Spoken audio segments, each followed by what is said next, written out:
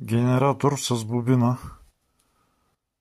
28 см диаметър.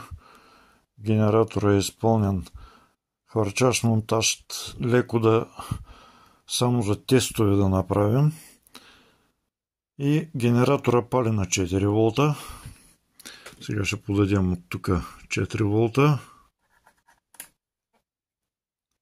Така, ето ги 4 волта. Генератора запали. При 4 волта имам 15 кГц, 32 волта амплитуда. Качваме захранването 6 волта. При 6 волта 42 волта амплитуда, 15 кГц. 8 волта.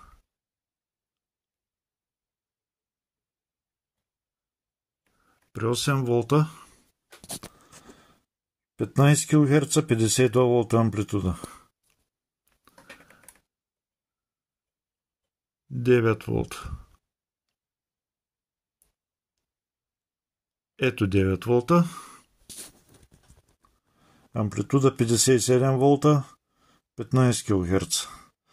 Качва се амплитудата, а честотата се запазва.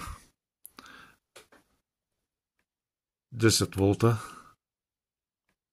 При 10 волта имаме 62 волта амплитуда.